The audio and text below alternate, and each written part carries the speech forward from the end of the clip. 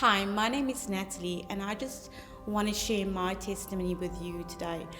I was born in a family with 6 children, but we literally grew up in poverty. We never actually had a lot of love in the family. So for me, I actually wanted that. I craved that, and I actually decided, I'm going to go out and get it. But I just got it in all the wrong ways. I looked for attention in other people. If they gave me attention, I took it easily. And there was just this one guy that gave me a lot of attention. And I decided, at the age of 17, maybe this is my way out. So I actually got married to him. Even my mom said to me, don't do it, but I still went against her and I did it. In the first month of my marriage, he hit me so badly. Out of the blue, because he was a total alcoholic. He drank his life away from morning till night, if I have to say it that way, and that's all he ever lived, just a life with alcohol. And I remember when he hit me, and I thought, oh gosh, this could not be happening. I still stayed because I just felt that he was right when he said if it was not for him, I would actually amount to nothing. The worst 11 years any woman would want to go through. I remember there was this one time that he, hit me so badly that I flew across the room, and I ended up lying on this piece of furniture that broke a couple of my ribs. I remember standing up and trying to walk, and I could not. And I literally just fell back on the floor, and I crawled. He walked out the house, and I crawled to a space on the floor where I could actually pull a pillow and a cushion down and just sleep for a while.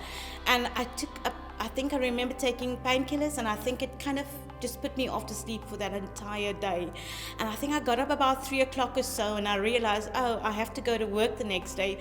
But it was so late, and I really couldn't still walk or anything like that. So I ended up going to the hospital. On the third day, after he actually sobered up, he phoned to ask me where I am, and I said, no, I've actually left him. So I walked out, and I didn't know where to start after that. I just needed God to take control. I said to God, no, I'm never going back. And I just continued seeking God's face and asking God to bless me. And then during the whole time, I actually did want to have children. I did want to have my own family, and I did want to obviously be loved by someone. So I asked God in this time as well to actually show me a person that he could bless me with to be my husband. And then along this journey, a year later, I met Vernon, who I am married to now for 15 years come January. And I met him, and it wasn't an easy journey when I met him, because I had the stigma of divorced women shouldn't get married again, and what would people say, and what will people think. I met Vernon, and God just took me and him and placed us together, and we were friends in the beginning, but we started growing closer and closer. And what I actually liked about him was the fact that his heart was for God. He loved God first. He put God first, and he was actually the person that supported me and took me back to church and showed me what loving God is all about. We've been now in the church for 15 years, but in saying that, I also want to tell you that it wasn't a journey that was likely, because we had total restoration in every part of our lives. Pastor Atis taught us not just to come to church on a Sunday, but actually have a relationship with God. His messages that he's brought forward as every single time, every Sunday, has always been a message that we've applied to our lives. So God has restored me so much from having absolutely total poverty and having absolutely nothing.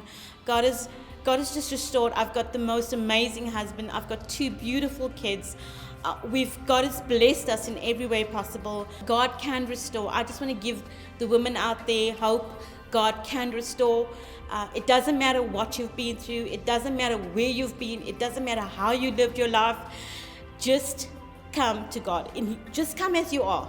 He will do the rest. Jesus never, ever, will never. The word says that he will never leave you, nor will he ever forsake you. He's always been there. He will always wait for you. You just have to say, Lord, I want you in my life, and God will restore you.